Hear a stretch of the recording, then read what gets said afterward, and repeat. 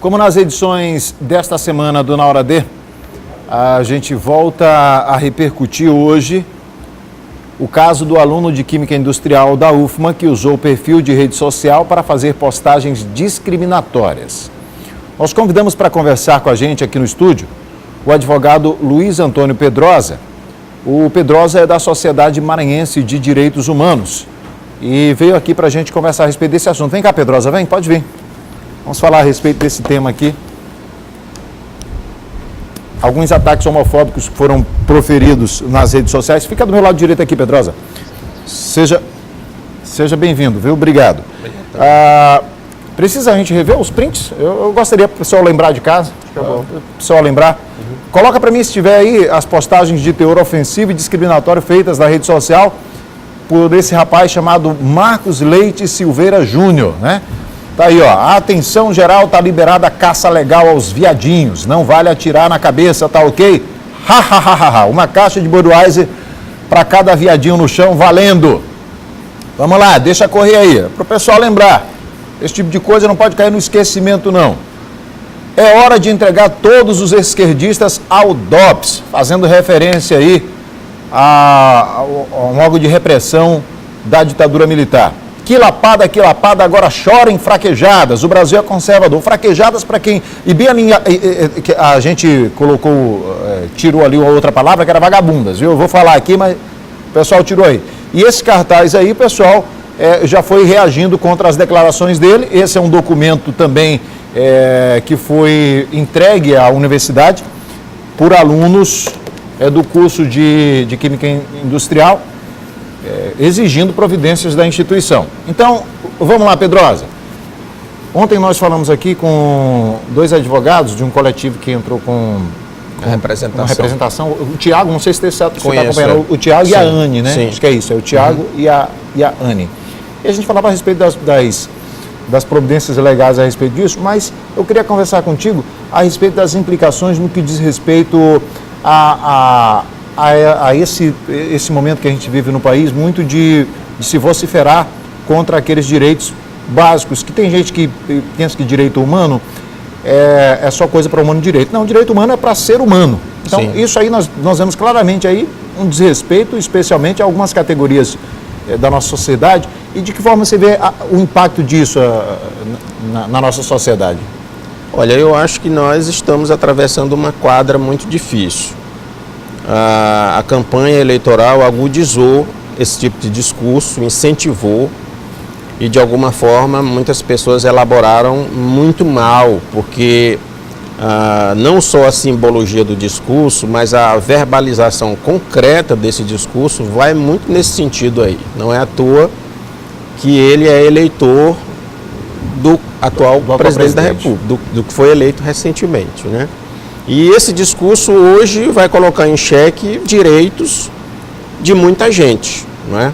Em primeiro lugar, porque é um tipo de discurso que prega a eliminação de determinados segmentos da sociedade, determinadas minorias.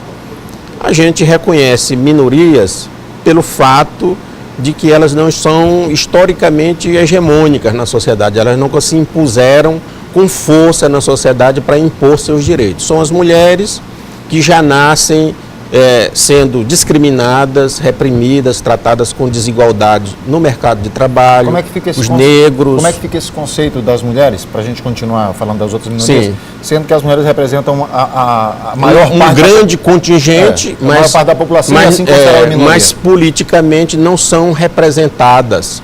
Você olha no Congresso Nacional, você vê que são minorias. Nos tribunais são minorias, não é? Nos postos de destaque da sociedade são minorias. Nos últimos tempos é que elas vêm ganhando, vamos dizer assim, mais espaço por força de uma luta que hoje é taxada desqualificadamente como se fosse uma ideologia. O feminismo, não é?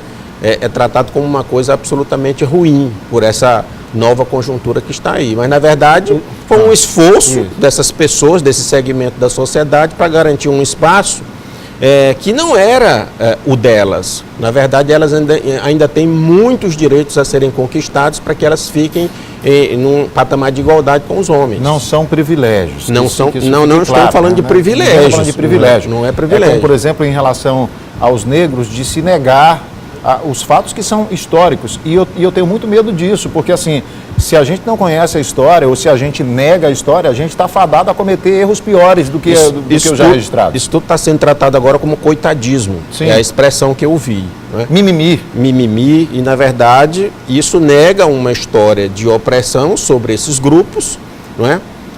Esses grupos foram submetidos a uma forma de tratamento pelo Estado brasileiro que nenhum outro grupo foi submetido. Por exemplo, a escravidão. Os indígenas e os negros foram escravizados.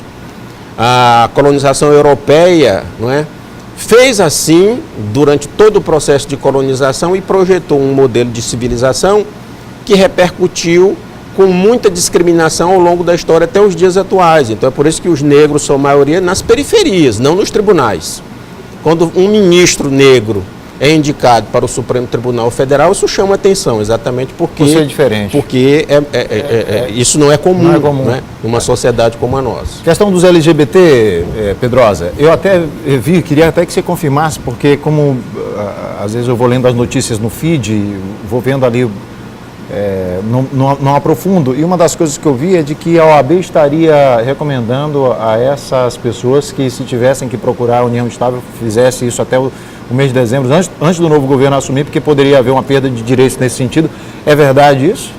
Eu acho que há uma preocupação realmente nesse sentido, mas eu chamo a atenção para que a sociedade entenda que um presidente da República não tem o poder de revogar a súmula do Supremo Tribunal Federal, embora ele possa até influenciar na composição do Supremo Tribunal Federal, mas isso vai demorar algum tempo, não é? Ele não pode influenciar na legislação federal, porque isso tem que ser submetido ao Congresso Nacional. Então, o presidente da República não tem todos os poderes, assim como as pessoas imaginam.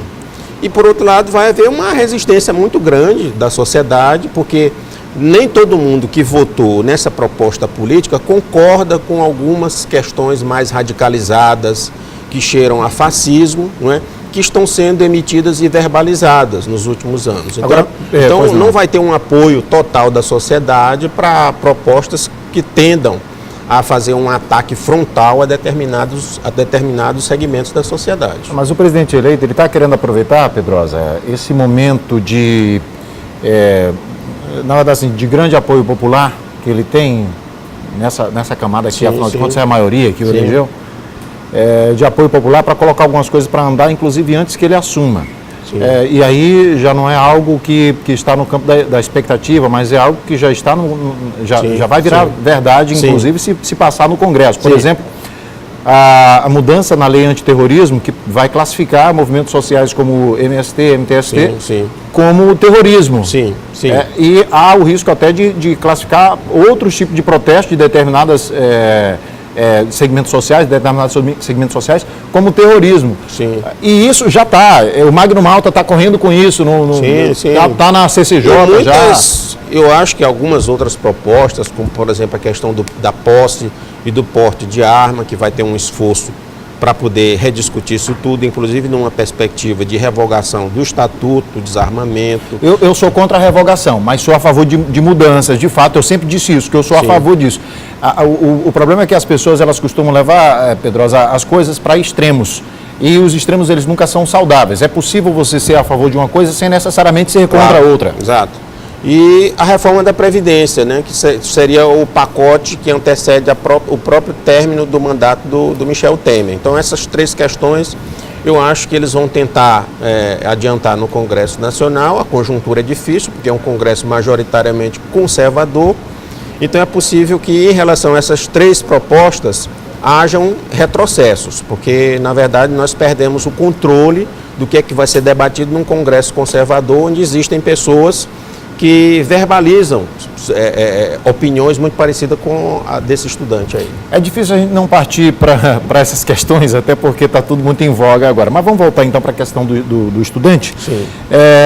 Vocês têm alguma iniciativa a tomar, a Sociedade Maranhense de Direitos Humanos, em relação a isso? Está acompanhando o caso de longe? Não, a gente age se houver provocação da família, da vítima, né? Nesse caso, nós não fomos provocados. E existem outros grupos que já estão dando a necessária assessoria jurídica para esse caso específico. Já houve o protocolo de uma representação criminal e aí um único procedimento criminal já vai, vamos dizer assim, tentar fazer a composição desse litígio. Tem perspectivas de se entrarem com ações judiciais na área civil, né, para composição de danos ambientais e a repercussão administrativa também no âmbito da própria universidade. Eu soube que ele voltou atrás, né, em função da repercussão que houve. É muito comum esse tipo de conservadorismo ser medroso, né? Então as pessoas são conservadoras, extremistas no Brasil até certo ponto. Depois que ele vê que não há um respaldo dentro das instituições, da sociedade, é comum eles voltarem atrás. Então, mas esse respaldo é que eu tenho medo, porque assim, hoje existe, né? Assim, de certo modo existe e de cima para baixo. Quer dizer, a partir de um discurso que elegeu um presidente. Então, é isso. Mas pode piorar significativamente, né?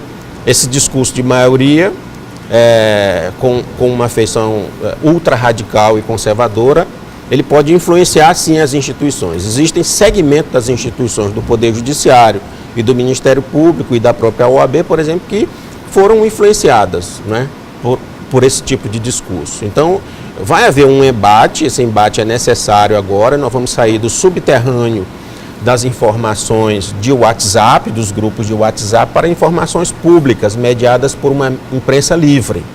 Então, eu acho que é possível arrefecer. Tu acha que é possível arrefecer? Eu acho que dentro de 2 meses de mandato nós já teremos um desgaste muito grande dentre os próprios eleitores desse atual presidente. É preciso. Você acha que ele consegue baixar o tom? Porque, pelo que eu vi, ainda não baixou, né? Eu acho que é muito recente, mas eu acho que consegue baixar o tom e trazer para uma coisa mais aceitável, digamos assim? Eu acho muito difícil ele conduzir até o final do mandato, ele se conduzir com esse discurso ultra radical. Eu acho que vão ter questões em que ele vai ter que fazer um recuo, porque ele vai ter que negociar com instituições que não estão muito dispostas a ver a democracia ser enterrada assim tão facilmente. Aí eu te pergunto o seguinte, só para a gente encerrar. A gente vê muita gente se organizando, coletivo de advogados, não sei o que lá, em determinados assuntos. Mas aquele cidadão que está em casa, que pouco se move, que pouco se mexe, o que é o comportamento ideal, Pedrosa? O comportamento ideal é sair dos grupos de WhatsApp, onde as informações são distorcidas. É preciso você conviver com grupos onde ali estejam presentes, marcando participação, pessoas bem informadas, pessoas que leem livros, especialmente. A gente não pode formatar a nossa cultura em cima de WhatsApp. Em cima de meme de Facebook. Eu vi muito isso. As pessoas negando a história, negando fatos a partir de memes de WhatsApp. Bom, eu vi gente dizer que o nazismo é de esquerda. É da mesma. Eu ouvi o candidato dizer que não houve a escravidão, que os africanos vieram por livre espontânea. É igual me chamaram de petista. Pô, bicho, e tu me conhece já há algum tempo, tu sabe como eu sou até, de certa forma, radical contra a esquerda. Eu tenho vários amigos que são liberais e conservadores, mas que estão assustados também. Pedrosa, eu quero te agradecer a participação aqui, a presença. Obrigado pela disponibilidade de tempo para a gente vir aqui discutir esse assunto, tá bom? Agradeço a disposição. Tá bom, meu irmão. Muito obrigado. Pode sair por aqui, ó. Fica à vontade.